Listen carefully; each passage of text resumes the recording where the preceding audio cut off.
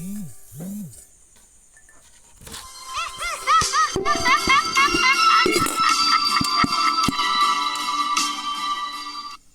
नाम के गांव में रवि, राहुल और मनोज नाम के 3 दोस्त रहते हैं। एक दिन वो तीनों दोस्त अपने चौथे दोस्त से मिलने कजरौठी गांव के लिए निकल पड़ते हैं, पर रास्ते में बस अचानक झटके मारने लगती है।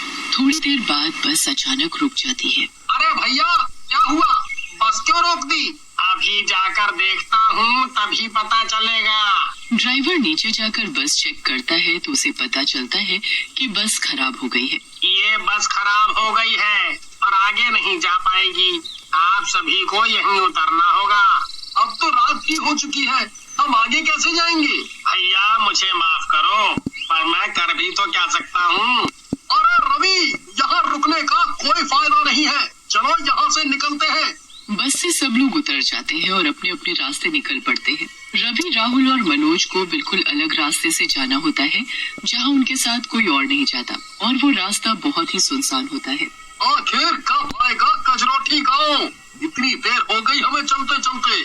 सामने कुछ रोशनी सी तो दिख रही है, लगता है हम गाँव पहुँच गए। तीनों दोस्त जल्दी जल्दी चलने लगते हैं। थोड़ी देर बाद उनको लाइटों से सजा हुआ एक बहुत बड़ा घर दिखता है। लगता है यही घर है संदीप का।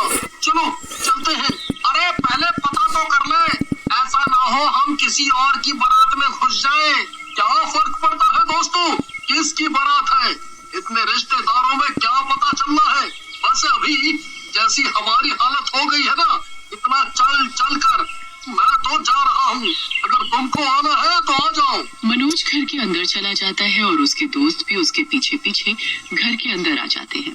घर बहुत ही बड़ा और सुंदर होता है। बहुत सारे लोग शादी की तैयारियों में लगे हुए होते हैं, पर एक बड़ी अजीब बात होती है, वो ये कि किसी के चेहरे पर कोई खुशी या मुस्कुराहट भी नहीं होती। मनोज तो खाना देखते ही पागल हो जाता है। अरे वाह, इतना बढ़िया बढ़िया खाना देख कर ही मुंह में पानी आ रहा है।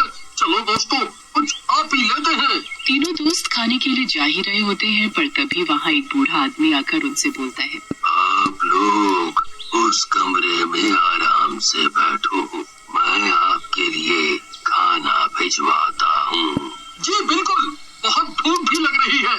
और कुछ ही देर में उनके लिए बढ़िया बढ़िया पकवान लाए जाते हैं। तीनों दोस्त भर भर कर पकवानों का मजा लेते हैं। अरे दोस्तों, मैंने तो कुछ ज्यादा ही खा लिया है, अब तो मुझे नींद आ रही है। ओ यार, नींद तो मुझे भी आ रही है, पर हमें यहाँ से अब चुपके से निकलना होगा। तभी वहाँ एक औरत आती है। आपको नींद आ रही है तो आप कुछ देर इसी कमरे में आराम कर सकते हैं। 12 बजे निकलेगी, तब तक आप आराम कर लो।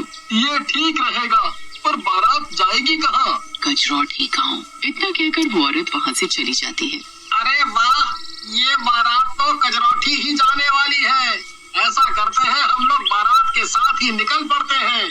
हाँ बिल्कुल सही कहा तुमने, पर ये लोग कितने अजीब नहीं है, किसी के चेहरे पर कोई हंसी मुस्कुराहट ही नहीं। पता नहीं, पर कुछ तो अजीब है यहाँ। और किसकी बारात 12 बजे निकलती है? इतना खा खा कर अब तुझे सब अजीब लग रहा है। चल अब चुपचाप सो जा। तीनों दोस्त बातें करते करते कब सो जाते हैं पता ही नहीं चलता और 12 बज जाते हैं। रवि के कान में ढोल नगाड़ों की आवाज पड़ती है, जिसकी वजह से उसकी नींद खुल जाती है। अरे मनोज, राहुल, जल्दी उठो, देखो बाहर ढोल बज रहे हैं। लगता है बारात निकलने का समय हो गया है। क्या है रवि, सोने का यार, बहुत नींद आ रही है। क्या नींद? चलो जल्दी उठो, वरना सब निकल जाएंगे। तीनों दोस्त उठ जाते हैं और जब कमरे से बाहर निकलते हैं तो देखते हैं घर में कोई भी नहीं है। सब बाहर होंगे, चलो बाहर चलते हैं। बाहर से जोर जोर से बैंड बाजे की आवाज आ रही होती है। तीनों जल्दी से बाहर जाते हैं, पर बाहर का नजारा देखकर उनके पैरों तले की जमीन ही खिसक जाती है। जो लोग कुछ समय पहले अंदर की शादियों की तैयारियों में लगे थे, वे सब सरकटे भूत बन चुके थे और उनकी कटी हुई भूतिया गर्दन उनके हाथ में है। ये सब मैं क्या देख रहा हूँ? कहीं ये मेरी आंखों का धोखा तो नहीं? नहीं यार, ये तो सरकटे भूतों की बारात है। सभी सब इतना अजीब बर्ताव कर रहे थे और किसी ने हमसे पूछा भी नहीं कि हम कौन हैं। कोई हमें देख ले, उससे पहले हमें यहाँ से निकलना होगा। जल्दी जल्दी चलो यहाँ से। रवि, राहुल और मनोज वहाँ से चुपके से निकल ही रहे होते हैं कि वहाँ एक सरकटा भूत अपनी भूतिया मुंडी को लेकर उनके सामने आ खड़ा हो जाता है। कहाँ जा रहे हो? चलो हमारे साथ। वो हम बस आ ही रहे थे। चलो मेरे साथ चलो, आखिर तुम सबको भी तो बारात में शामिल होना है।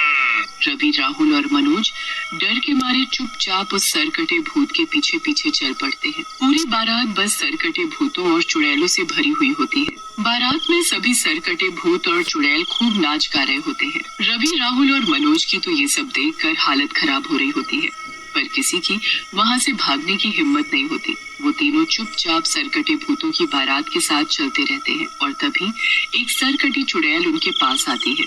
आओ ना, हमारे साथ नाचो। नहीं, मुझे नाचना नहीं आता।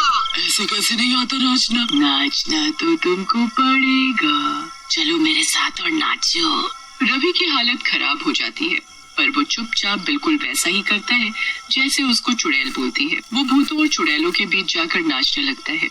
राहुल और मनोज उसे दूर से देखकर परेशान हो रहे होते हैं, पर वो कुछ भी करने के लिए मजबूर होते हैं। बेचारा रवि, अब हम उसे वहाँ से कैसे निकालें? पता नहीं कहाँ फंस गए हम लोग। समझ नहीं आ रहा कि हम भूत चुड़ैलों से बचकर कैसे निकल पाएंगे। पूरे रास्ते सरकटे भूतों की बारात ऐसे ही आगे बढ़ती रहती है और तीनों दोस्त उनके साथ साथ चल रहे होते हैं। कुछ देर चलने के बाद एक टेंट दिखता है जो रोशनी से जगमगा रहा होता है। टेंट के बाहर बहुत सारे सरकटे भूत और चुड़ैल उनके स्वागत के लिए खड़े होते हैं। बारात के साथ साथ वो तीनों दोस्तों का भी बड़ी अच्छी तरह से स्वागत किया जाता है। उसके बाद बारात अंदर जाती है। सब कुछ बिल्कुल वैसा ही होता है जैसे एक शादी में होता है, बस फर्क इतना होता है कि वहाँ इंसानों की जगह सब सरकटे भूत और चुड़ैल होते हैं। कुछ देर बाद वहाँ एक चुड़ैल दुल्हन की तरह तैयार होकर आती है और मंडप पर बैठ जाती है। इस चुड़ैल की तो शादी हो रही है, पर इस बारात में तो दूल्हा है ही नहीं, तो फिर इसकी शादी किससे होगी? तुम तीनों में से किसी एक से। ये सुनकर तीनों एक साथ पीछे मुड़ते हैं और चौंकते हुए बोलते हैं, क्या? हाँ, तुम तीनों में से दुल्हन जिसको पसंद करेगी उसकी शादी आज उस दुल्हन के साथ होगी। चलो, अब मेरे साथ चलो, वक्त निकलने वाला है। नहीं, ये नहीं हो सकता। हमें जाने दो प्लीज। आखिर आपको इन सब से क्या मिलेगा? प्लीज हमें जाने दो। वहाँ कुछ और भूत आ जाते हैं और उन तीनों को मंडप पर ले जाया जाता है। बता, तुझे इन तीनों में से कौन सा लड़का पसंद है जिसे तू पसंद करेगी? हम तेरी शादी उसी से करेंगे और फिर उसका सर काट कर हम उसे अपनी बिरादरी में शामिल कर लेंगे। इतना सुनकर तो तीनों दोस्त थर थर कांपने लगते हैं और बुरी तरह रोने लग जाते हैं। मंडप तक जाते टाइम रवि पूरी तरह गिर जाता है। इसे जल्दी उठाओ और जल्दी से शादी की विधि पूरी करो, हमारे पास वक्त नहीं है। भूत जैसे तैसे रवि को चुड़ैल के सामने ले जाकर खड़ा कर देते हैं। चुड़ैल उसमें से रवि को ही पसंद करती है और बस दोनों की शादी की विधि शुरू हो जाती है। वहाँ 2 माला भी पड़ी होती है और उन मालाओं में फूल नहीं बल्कि कटी हुई मुंडियाँ होती है। जल्दी करो, वक्त निकल रहा है। जल्दी से ये माला उठाओ और एक दूसरे के गले में पहनाओ। पहले चुड़ैल रवि के गले में माला डालती है और फिर जैसे ही रवि माला चुड़ैल के गले में डालता है, वो माला नीचे जमीन में गिरकर गायब हो जाती है। उस माला के साथ वो चुड़ैल, वहाँ खड़े सारे भूत और टेंट सब कुछ गायब हो जाता है। ये सब कैसे हो गया? कहाँ गए सारे भूत? ये सब सोचने का वक्त नहीं है हमारे पास, बस यहाँ से जल्दी भागो। तीनों दोस्त वहाँ से भागते हुए सीधा अपने दोस्त के घर सांस लेते हैं और अपने दोस्त को पूरी बात बताते हैं। तुमने आने से पहले बताया क्यों नहीं? उस रास्ते में से तो अक्सर सरकटे भूतों की बारात निकलती है, पर शायद तुम्हारी शादी होने से पहले ही 4 बज गए थे, इसलिए वो भूत अपने आप गायब हो गए। रात को सारे दोस्त मिलकर खूब हंसी मजाक करते हैं और रवि की शादी को लेकर उसका खूब